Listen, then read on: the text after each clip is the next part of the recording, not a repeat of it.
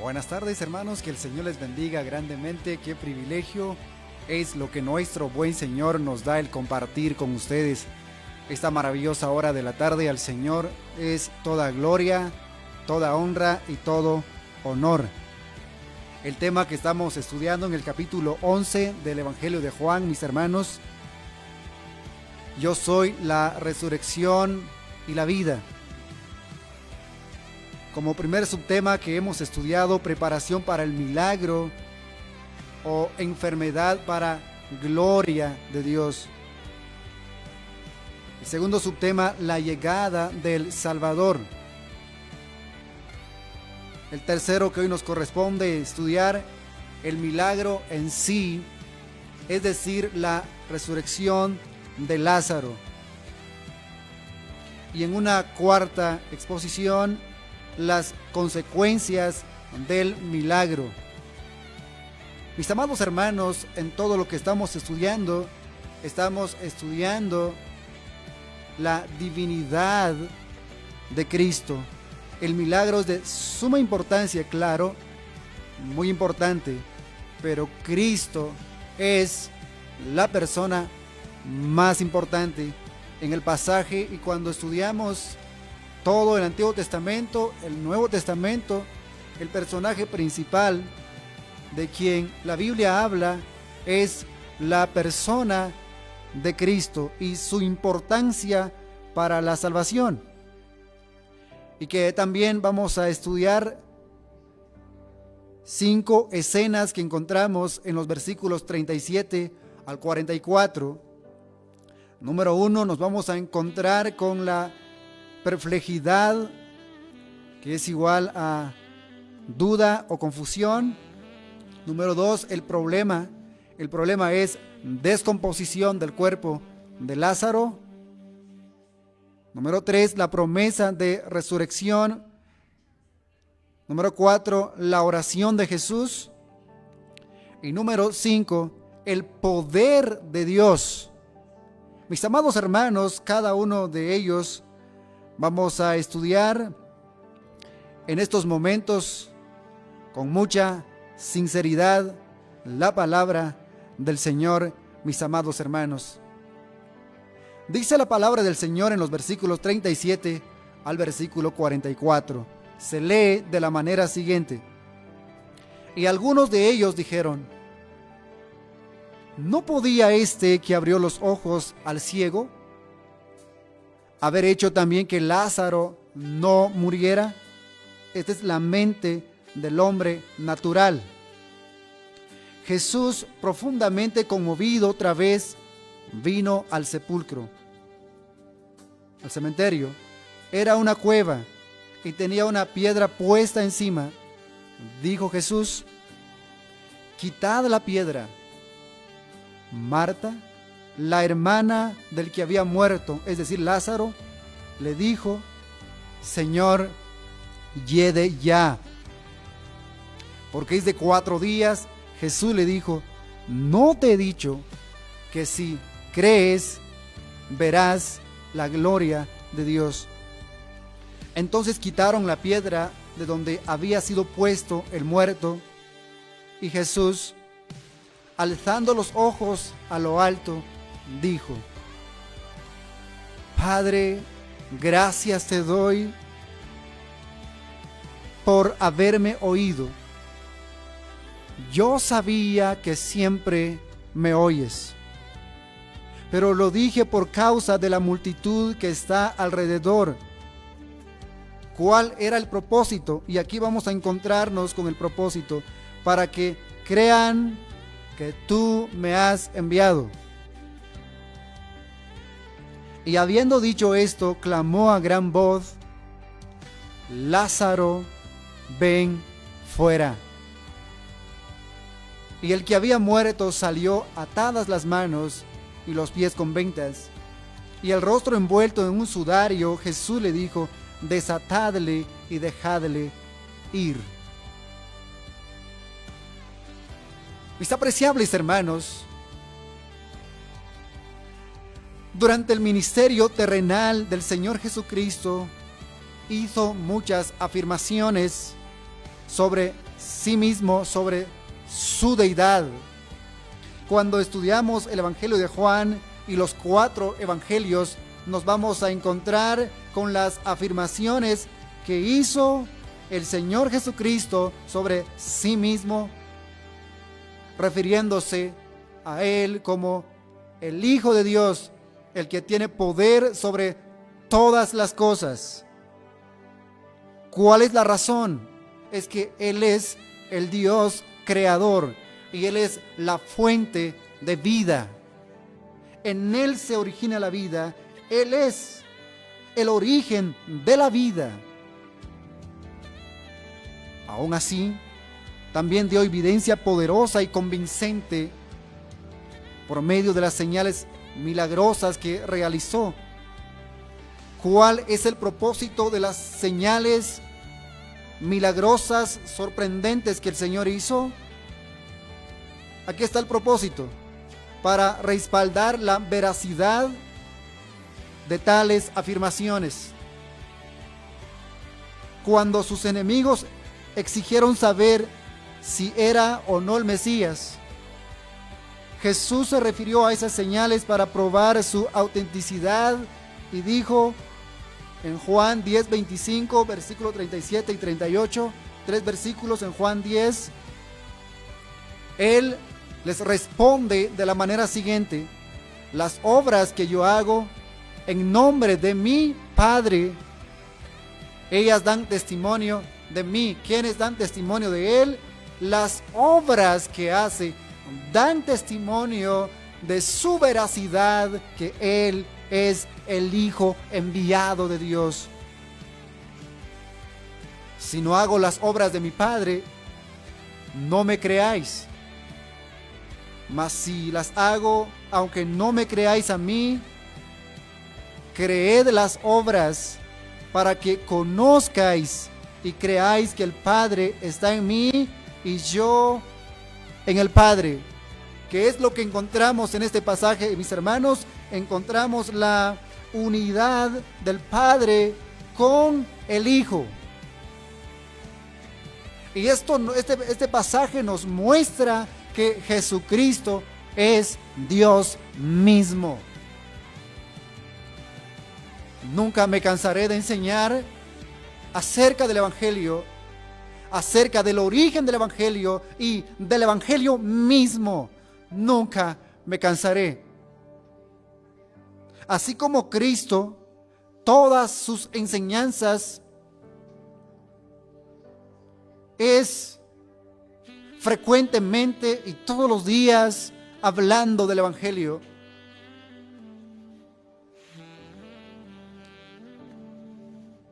Y es que el día de hoy, mis hermanos, el Evangelio debe ser el enfoque central de nuestras predicaciones y no tiene por qué centrarse en el hombre mismo. Ya había declarado antes en el Evangelio de Juan las obras que el Padre me dio para que cumpliese. Las obras que yo hago dan testimonio de mí. ¿Cuál es el testimonio que dan las obras de Cristo? Que el Padre lo ha enviado.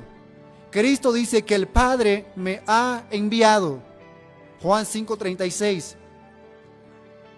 Y en la noche anterior de su muerte dijo a sus discípulos: el Padre que mora ¿en quién? En mí.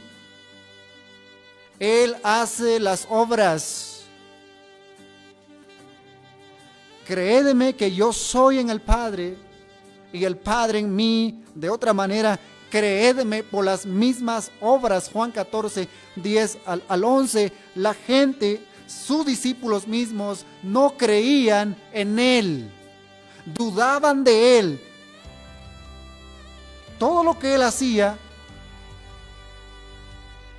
su propósito final es para que todos crean en Él. La gente en ese tiempo querían ver milagros para probar la veracidad del Hijo de Dios.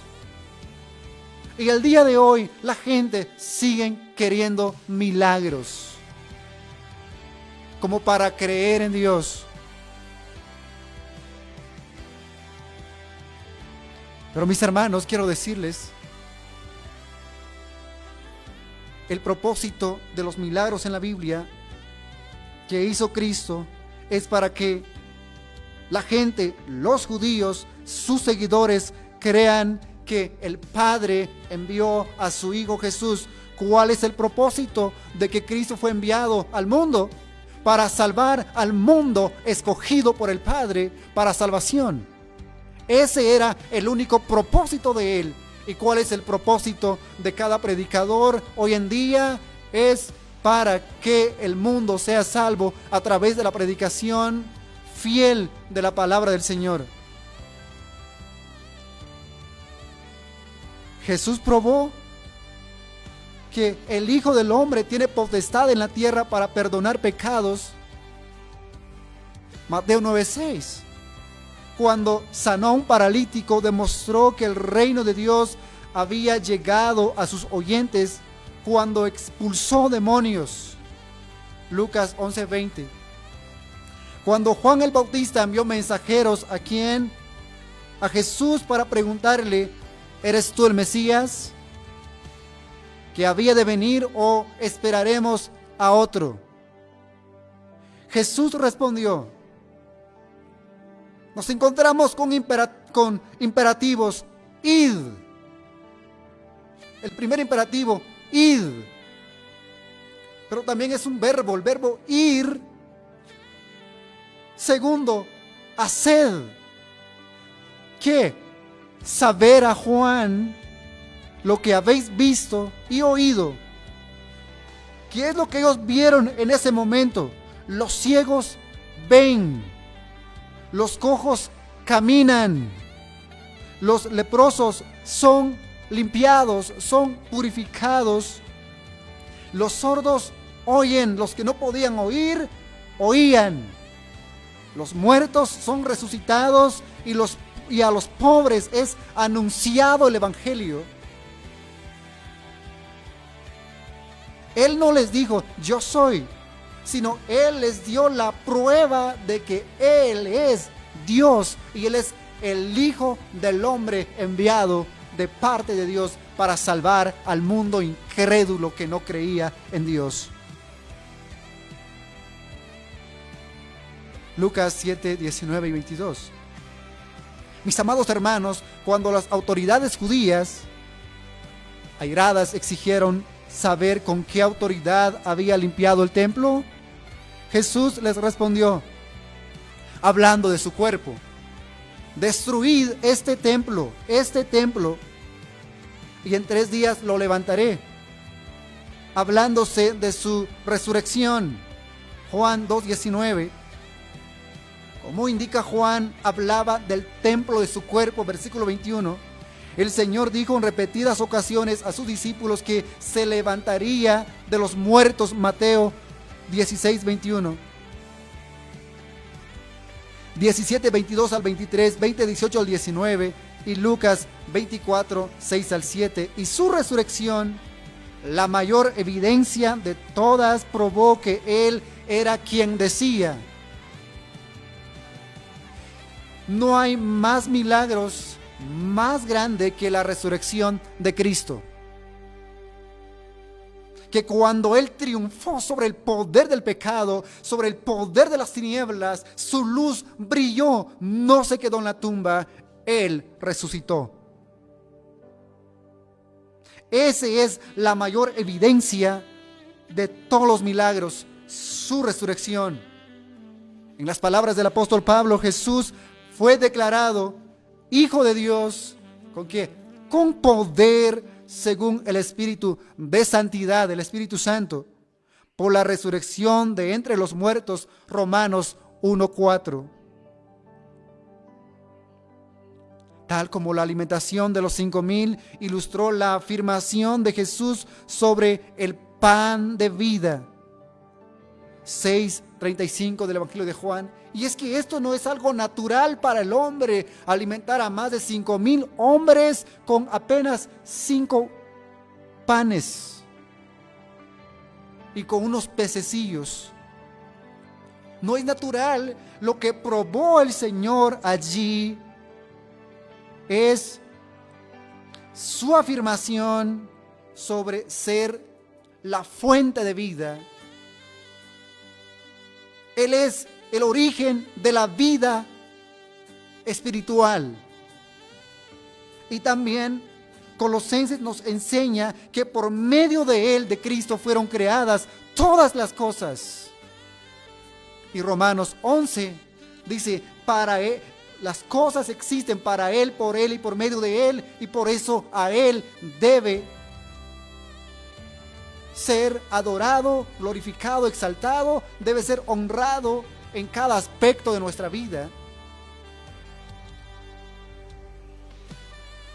Este último milagro es el más espectacular de los 7 registrados en el Evangelio de Juan, como por ejemplo en capítulo 2, versículo 1 al 11, capítulo 4, versículo 46 al 54, capítulo 5, versículo 1 al 17, capítulo 6, versículo 1 al 14, capítulo 6, versículo 15 al 21, capítulo 9, 11 al 41, y por último, 11. Todo capítulo 11. Era un poderoso incentivo a la fe de sus discípulos y una reprensión poderosa a los judíos incrédulos por la dureza de su corazón al rechazarlo. Y no solo los judíos, todos aquellos que rechazan a Cristo, que odian a Cristo, es por la dureza de su corazón, es por su necio corazón entenebrecido, ajenos de la vida de Dios. Mis hermanos, todo el capítulo 11 del Evangelio de Juan gira alrededor de la afirmación de Cristo de ser la resurrección y la vida. El enfoque central del capítulo 11 no se enfoca en el milagro mismo, ni tampoco en las hermanas de Lázaro, y ni a Lázaro también, ni a los discípulos. Lo que nos prueba es la afirmación de Cristo, de su divinidad y del poder que Él tiene sobre la muerte y sobre la vida. Y esto, mis amados hermanos, debe causarnos gozo y debe llevar a postrarnos, a rendirnos ante el Señor en alabanza y adoración. Y glorificar su nombre en cada esfera de la vida.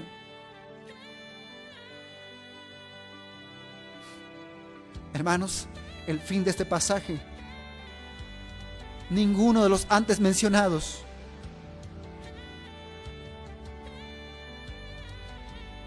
sino era Cristo, no Lázaro. Es el objetivo principal del pasaje, es Cristo. La resurrección de Lázaro no era un fin en sí misma, ni siquiera para Lázaro, quien volvería a morir. La meta era que Jesús y el Padre fueran glorificados. Versículos 4 y versículo 40. El versículo 4 nos enseña que esta enfermedad no es para muerte, sino para la gloria de Dios. Veamos el enfoque central. Versículo 40. ¿No te he dicho que si crees verás la gloria de Dios? Este es el enfoque central del capítulo 11 del Evangelio de Juan. Hermanos, lo que estamos estudiando en este momento es el tercero de las 4 secciones en las que he mencionado anteriormente. Amados hermanos,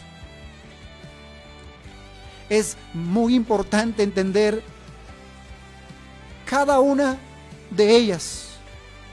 La preparación para el milagro, es decir, la enfermedad para la gloria de Dios. Número 2, la llegada del Salvador. Número 3, el milagro en sí, es decir, la resurrección de Lázaro. Y por último, las consecuencias del milagro mismo.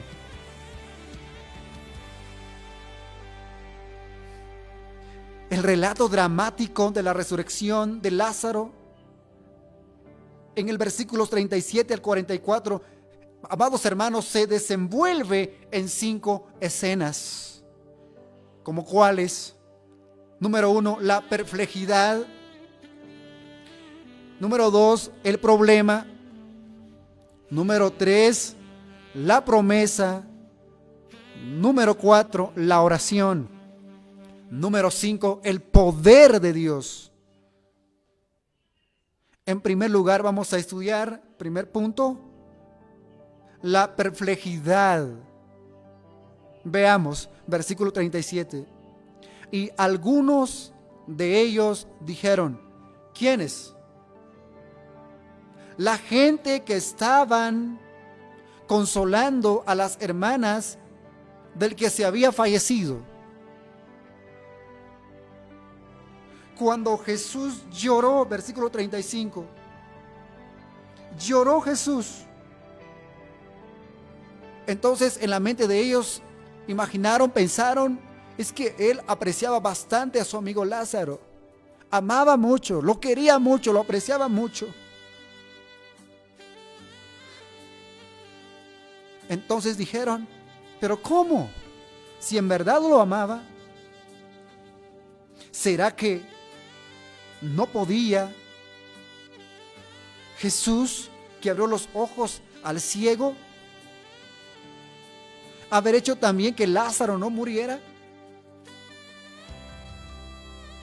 Hermanos, las sombras de dudas, de cuestionamientos que el hombre hace. Pero el pasaje nos dice en el versículo 4 que esa enfermedad no era para muerte. Y si alguien dice, pero murió, claro, pero fue para la gloria de Dios.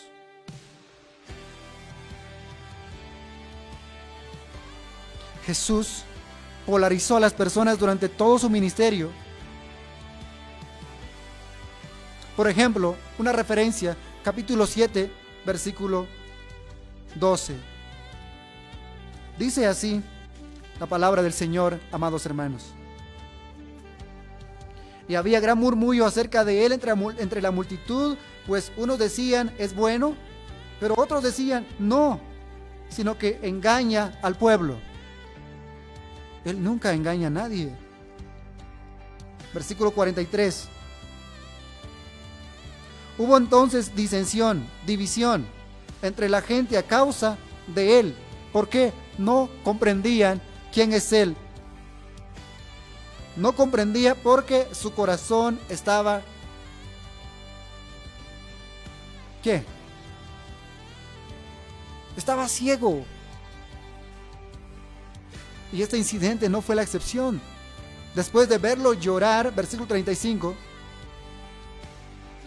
algunos de los dolientes exclamaron, dijeron, cómo le amaba.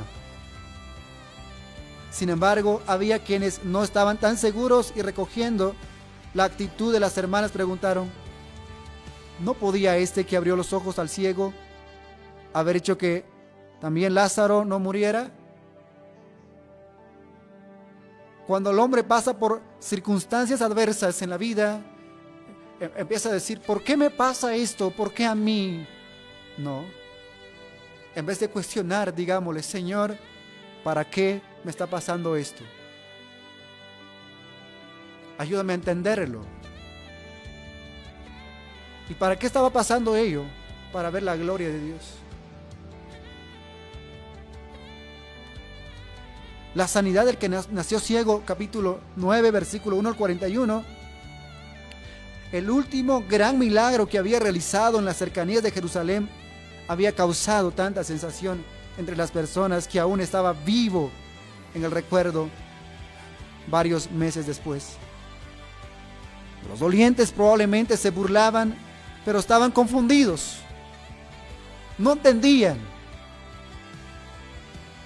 Había mucha confusión. Sabían por experiencia que Jesús tenía poder para sanar, tal como indica su referencia a aquella situación previa. Pero si Jesús de verdad amaba tanto a Lázaro como parecía, ¿por qué se había tardado? ¿Por qué no había hecho un mayor esfuerzo para llegar a Betania mientras Lázaro estaba vivo? Eso es lo que el hombre pregunta. Si con otras y muchas personas simplemente él no fue a la casa, solo dijo, va a sanar, crean. Y se sana. De esto tenían experiencia todos los dolientes, todas las personas que estaban acompañando a Marta y María. No hay respuesta. ¿Por qué Jesús se tardó? ¿Por qué Jesús permitió que Lázaro muriera? ¿Por qué el Señor permite que yo tenga que pasar por momentos difíciles? ¿Por qué no hay respuesta? Aquí está la respuesta. Él hace todas las cosas según el designio de su voluntad. Según como Él quiere, no como yo quiero. Efesios 1:11. Hermanos, y Él no da cuenta de ninguna de sus razones. Job 33:13. Jesús se demoró porque su propósito no era sanar a Lázaro. Entonces, ¿qué era? Versículo 4. Era para resucitarlo y así dar gloria al Padre y a Él. Para que esta gente incrédula crean en Dios y en su Hijo, a quien Él ha enviado para salvar a la gente que estaban perdidos en el mundo de pecado.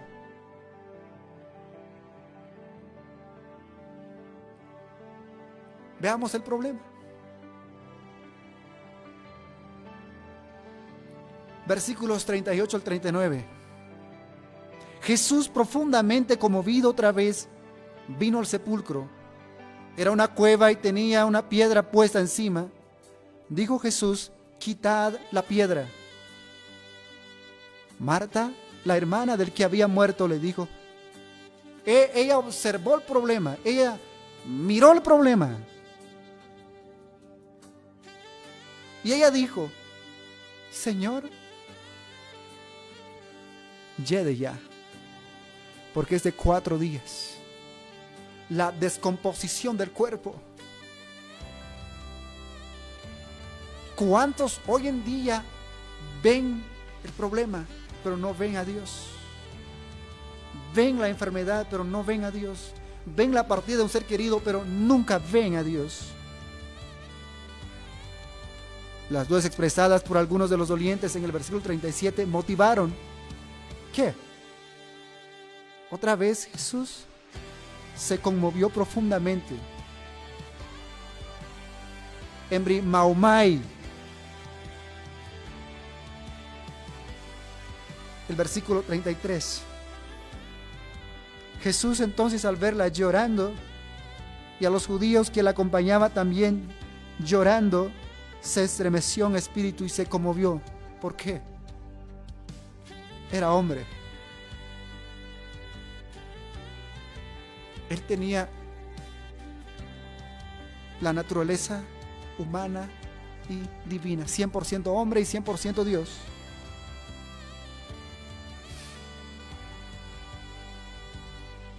Y fue al sepulcro.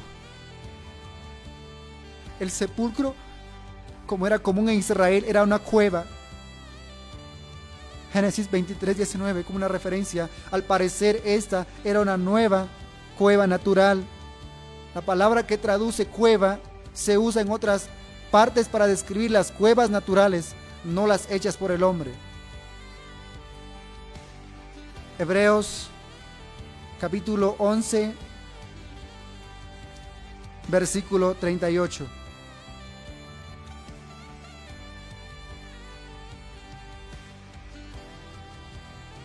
De los cuales el mundo no era digno, errando por los desiertos, por los montes, por las cuevas y por las cavernas de la tierra. Apocalipsis 6:15. Aunque a veces las tumbas se labraban artificialmente en las rocas. Mateo 27:60.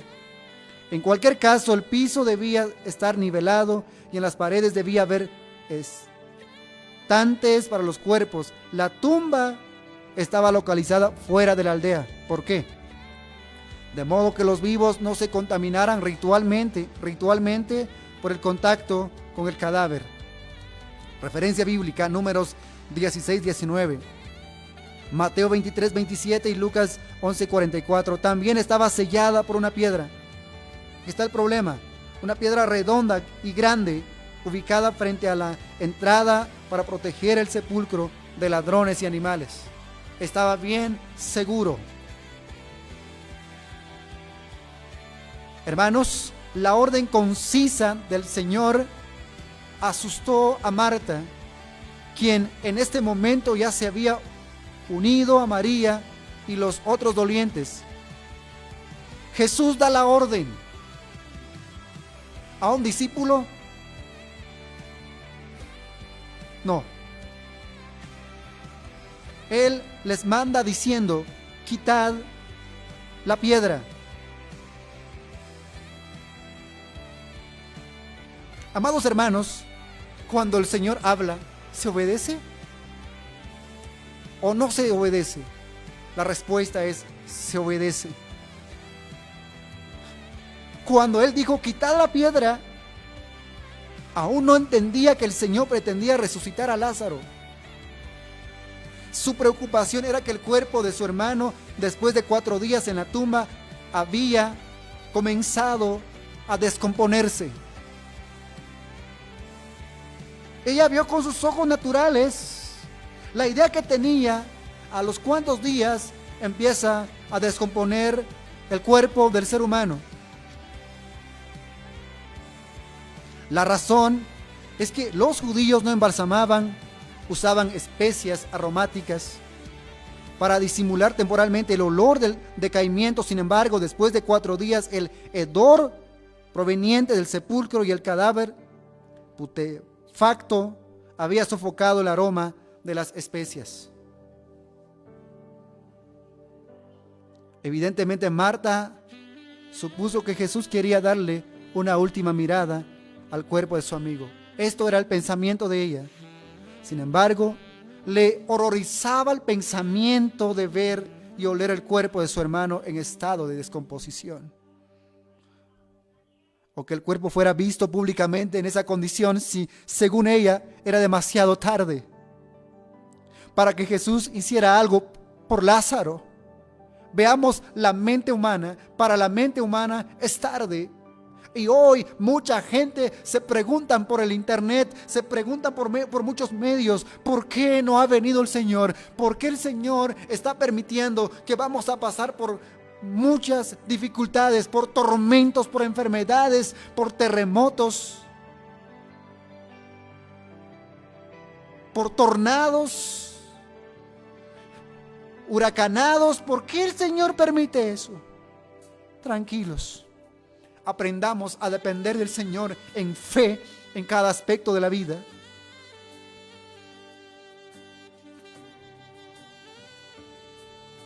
Dado que su hermano había muerto ya hacía 4 días, el tiempo perfecto del participio indica que ella creía que Lázaro ya había entrado en estado de muerte permanente. Marta había perdido toda esperanza. Toda esperanza. Pregunto, cuando alguien muere, ¿puede hacer algo todavía? ¿Acaso puede caminar? ¿Puede brindar un consejo todavía? No. No puede hacer nada. Y esto me indica algo de la vida del hombre que está en su pecado. Aunque anda viviendo, está muerto, no puede hacer nada. No hay esperanza para él, por cuanto todos pecaron, están destituidos, separados de la gloria de Dios, no alcanzaron la gloria de Dios. Romanos 3:23. Y la paga del pecado es muerte. Esa es la razón de que el hombre no entiende quién es Dios, cómo es Dios. Porque el problema lo tienen muchos hombres que no enseñan debidamente el Evangelio. Veamos la promesa en versículo 40. Jesús le dijo: no te he dicho que si crees verás la gloria de Dios. Había incredulidad, ¿verdad?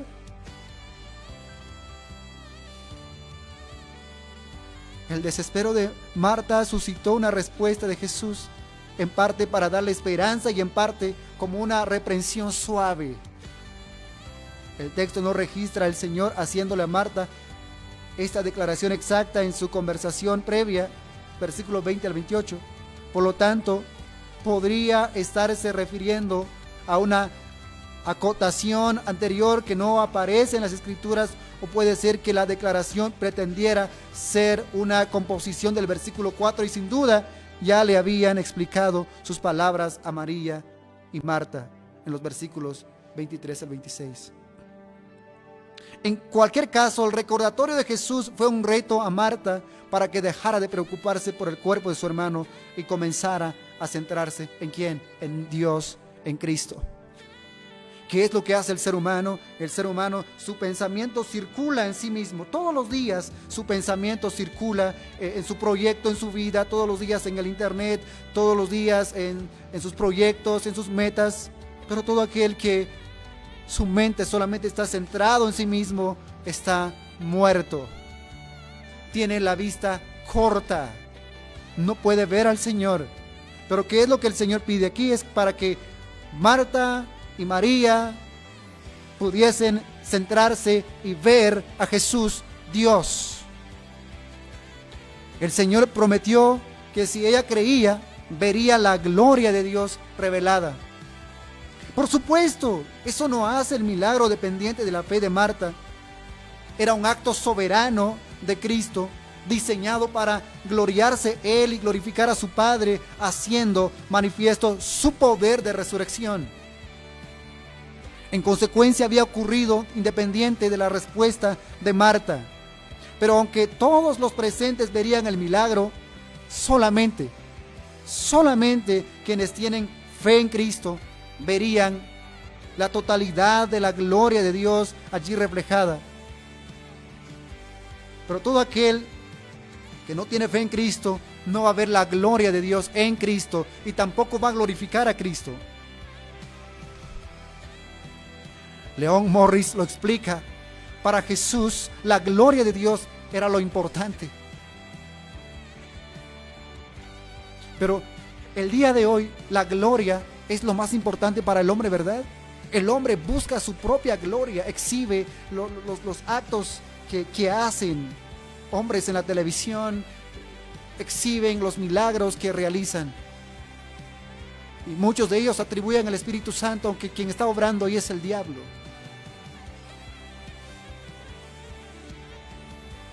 Esto significa que el significado real de lo que haría solo sería accesible por la fe. Todos los que allí estaban, creyentes e incrédulos, verían el milagro, sí. Pero Jesús le promete a Marta una visión de la gloria.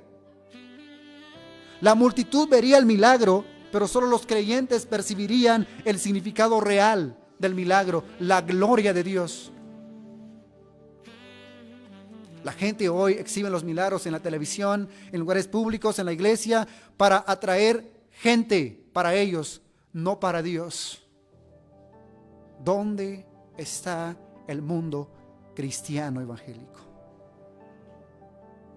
Todo lo que hace parece circo. Siguiente, la oración. La oración. Versículo 41 al 42. Entonces quitaron la piedra de donde había sido puesto el muerto. ¿Se dan cuenta? Ni siquiera se menciona a Lázaro. Y Jesús, alzando los ojos a lo alto, dijo: Padre, veamos la oración. Padre, gracias te doy por haberme oído.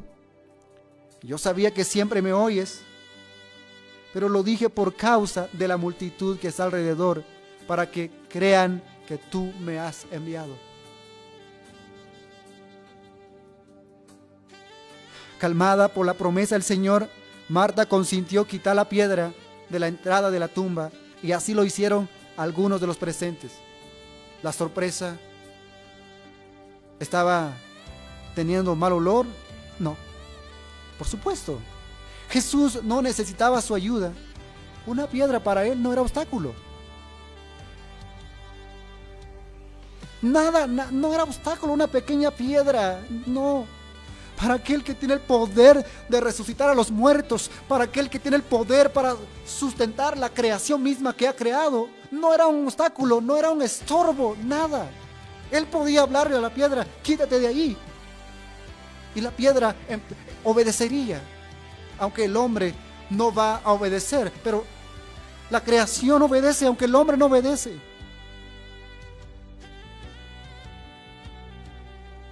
Puede ser como creía Crisóstomo, padre de la iglesia, que Jesús hizo partícipes a los transeúntes para que no hubiera duda de que fue Lázaro el resucitado. Jesús no le estaba pidiendo al Padre que resucitara a Lázaro, no. No encontramos en la oración diciendo, Señor, por favor, resucita a Lázaro, Padre mío. No. Sino dándole gracias porque Él ya le había oído y le había concedido su petición como siempre lo hacía. A diferencia de la práctica judía de la época, Jesús llamaba directamente Padre a Dios. Por ejemplo, capítulo 12, versículo 28. Padre, glorifica tu nombre. Entonces vino una voz del cielo, lo he glorificado y lo glorificaré otra vez. 17:1 dice la palabra, estas cosas habló Jesús y levantando los ojos al cielo dijo, Padre, la hora ha llegado, glorifica a tu Hijo para que también tu Hijo te glorifique a ti. Versículo 5. Ahora pues, Padre, glorifícame tú al lado tuyo con aquella gloria que tuve contigo antes que el mundo fuese. Jesús también es eterno. La oración no fue para el beneficio de Jesús, sino por causa de la multitud que está alrededor, ¿cuál era el objetivo? Para que creyeran que el Padre había enviado a Jesús. Capítulo 4, 34, 5, 23 al 24, versículo 30, 36, 38 y 6, 29. Y muchos pasajes más. Era una afirmación pública de la misión de Jesús y su unidad con el Padre, que pronto recibiría autentificación por la resurrección de Lázaro. ¡Wow! Por último, el poder. Y habiendo dicho esto, clamó a gran voz, Lázaro, ven fuera. Y el que había muerto salió atadas las manos y los pies con vendas y el rostro envuelto en un sudario. Jesús les dijo, desatadle y dejadle ir. Versículos 43 al 44. Habiendo concluido Jesús la oración, Jesús llamó a Lázaro de vuelta a la vida. El texto enfatiza la fuerza de su orden. El verbo kraugazo, clamó, significa gritar o hablar fuerte. Aún sin la frase a gran voz, no se declara expresamente por qué Jesús clamó a gran voz. ¿Puede haber simbolizado el poder necesario para levantar a los muertos? ¿O puede haber sido para distraerse de los murmullos de los hechiceros y magos, tal como lo encontramos en Isaías 8:19? Ellos hablaban bajo, pero Jesús hizo diferencia. Habló fuerte. En todo caso, su voz captó inmediatamente la atención total de todos los presentes. Era el objetivo para que todos escuchen. El poder de la palabra de Dios suele decir que el poder del Señor es tan grande que si no hubiera llamado a Lázaro por su nombre, basta con estarse ahí pensando que Lázaro va a resucitar, Lázaro va a salir, porque Él es poderoso. Repito, suele decirse que el poder del Señor es tan grande que si no hubiera llamado a Lázaro por su nombre, ¿qué hubiera pasado? Todos los muertos de las otras tumbas habrían salido.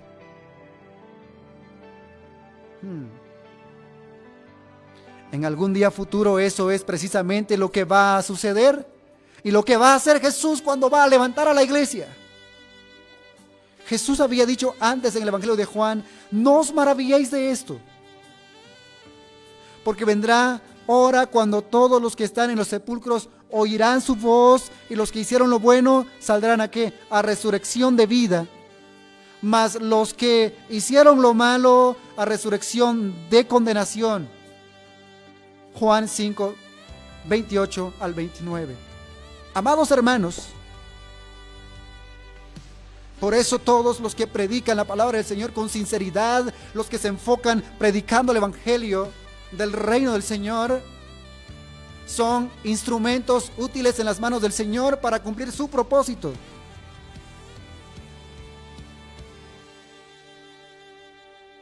Amados hermanos, que Jesús resucitar a Lázaro fue una anticipación del poder divino que mostrará cuando al final de los tiempos resucite a los muertos. Cuando el Señor nos va a resucitar, cuando viene a levantarnos como iglesia y llevarnos y estar con Él en su presencia en el aire, mientras que en la tierra, en el mundo, mientras que los pecadores van a sufrir en el mundo, van a sufrir la ira de Dios por ellos tienen que pagar su pecado, mientras que está cumpliendo la tribulación, la gran tribulación, nosotros gozando estaremos en la presencia del Señor. Mientras que se van a cumplir 7 sellos, 7 trompetas, 7 copas de ira de Dios, nosotros estaremos disfrutando su presencia. Los creyentes, los que están en Cristo, los que se han convertido al Señor. Arrepentimiento tiene implicaciones. Jesús, digo esto por enfatizar esto, que el Señor viene a resucitar a los muertos con poder y gloria, los que han creído en Él con fe y los que hoy están demostrando que son salvos, no por obras, pero la fe es evidenciado por obras de justicia, así como Juan el Bautista retó a los fariseos que se estaban bautizando en Mateo capítulo 3 versículo 8: haced pues frutos dignos de arrepentimiento. Y la justificación produce fruto, paz para con Dios. Romanos 5, 1. Y Gálatas 5:22, el fruto del Espíritu es amor, gozo, paz, paciencia, bondad, benignidad, bondad, fe, mansedumbre y templanza. Contra tales cosas no hay ley. ¿Por qué? Porque si alguien tiene amor, está viviendo bajo el dominio del Espíritu Santo. La expresión real de la orden de Jesús fue sucinta, breve, casi abrupta en su simplicidad. El texto griego dice literalmente: Lázaro aquí afuera. Literalmente, Lázaro aquí afuera. Tropezando a ciegas fue hacia la voz amada y conocida que llamaba. El que había muerto salió, obedeció. A diferencia de la atmósfera circense que marca todas las actuaciones de los sanadores modernos, quienes de todas maneras no pueden resucitar muertos. Eso nunca van a hacer. No hubo aquí dirección de espectáculos, histrionismo, ni bombos publicitarios. Jesús se contentaba con que su poder divino hablara por sí mismo. Ante su orden, el rey de los espantos. Job 18:14, liberó a su cautivo legal, se le robó al sepulcro la victoria. 1 Corintios 5, 15:55, aquel que tiene las llaves. Apocalipsis 11:18, quitó el seguro a la puerta de la muerte y del Hades. Él es el Todopoderoso, Él tiene poder para sanar, dar libertad y vida eterna a los que vienen a Él con humildad y arrepentimiento. Los observadores quedaron en perplejo asombro mientras aparecía el extraño, atadas las manos y los pies con vendas y el rostro envuelto con un sudario.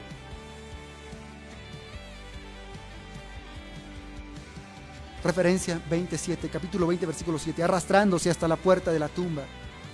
Cumpliendo con la costumbre funeral judía, el cuerpo de Lázaro estaba vendado sin mucha fuerza,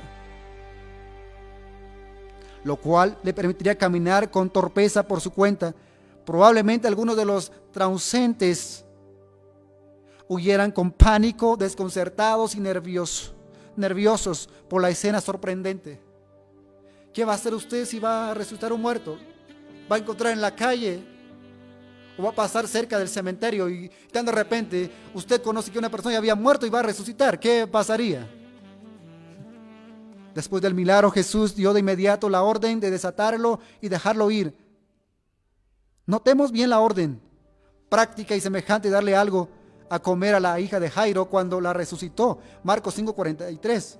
Jesús nunca se dejó llevar por la maravilla de sus milagros para olvidarse de las necesidades de las personas. Y allí bajó Juan la cortina de la escena. No escribió la reunión emotiva de Lázaro con Marta y María, ni las reacciones sorprendidas de la multitud. Tampoco narra la experiencia de Lázaro después de la resurrección. Como otros hoy con un solo sueño van a testificar y producen un sinfín de materiales para poder promocionarse. Todo ello habría desmerecido las razones para narrar el milagro. Poder glorificar al Señor Jesucristo, versículo 4, y que los lectores del Evangelio de Juan puedan creer que Él es quien decía ser el Hijo de Dios, capítulo 20, versículo 31. Es importante que Jesús hiciera partícipes a los espectadores para tocar y desatar a Lázaro. Los dolientes que dudaban de Jesús fueron agentes para contemplar el milagro. Los dolientes con su participación se hicieron la parte de la señal y por ello eran testigos innegables del poder de Jesús. Hermanos, y todo ello, la resurrección de Lázaro, aunque fue el milagro cumbre de su ministerio terrenal, la resurrección de Lázaro puede ser una anticipación pálida de lo porvenir, terrible lo que va por venir cuando los cristianos van a resucitar, van a partir con el Señor. Pero poco tiempo después, el mismo Jesús resucitaría de los muertos, Mateo 28, 1 al 8. Lázaro resucitó un cuerpo mortal y corruptible que un día volvería a morir. Pero Jesucristo resucitó como el conquistador de la muerte, quien es primicia de los que durmieron, porque así como Adán todos mueren, también en Cristo todos serán vivificados. 1 Corintios 15, 20 al 22. Por causa de la resurrección, todos los creyentes, incluido Lázaro, recibirán un día cuerpos glorificados. ¿Quién no se alegra por ello? Entonces escribe Pablo, cuando esto corruptible se haya vestido de incorruptible y esto mortal se haya vestido de inmortalidad, entonces se cumplirá la palabra que está escrita, sorbida es la muerte en victoria. 1 Corintios 15, 54. La muerte no tiene poder sobre los cristianos. Los cristianos van a morir, pero solamente la muerte va a ser un favor para los cristianos, llevarlos a la presencia del Señor. ¿Usted se alegra por ello? Personalmente estoy muy feliz por la obra que el Señor hace. El Señor hace cosas grandes y sorprendentes, mis apreciables hermanos. Que el Señor bendiga su palabra. Amados hermanos, voy a terminar con palabras de oración. Padre, te damos gracias, Señor, por tu palabra que nos da vida y vida en abundancia, Señor. Quiero orar por Miriam Gudil, pidiendo oración por su vida y esposo, para que tú puedas obrar, Señor. Ten misericordia de su esposo.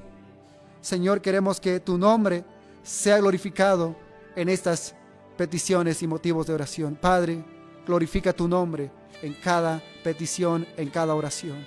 Padre celestial, oramos a ti en el nombre de Jesús, dándote gloria, honra y honor, pidiendo que tú bendigas a Canal 2 Evangélico. Todos los que trabajan, Señor, los hermanos que están alrededor del mundo, bendígalos, fortalézcalos. Oramos en el nombre de Jesús. Amén, Señor. Amén. Mis amados hermanos, que el Señor les bendiga grandemente. Privilegio enorme poder compartir esta palabra del Señor. Cuídense. La paz del Señor en sus corazones. Amén.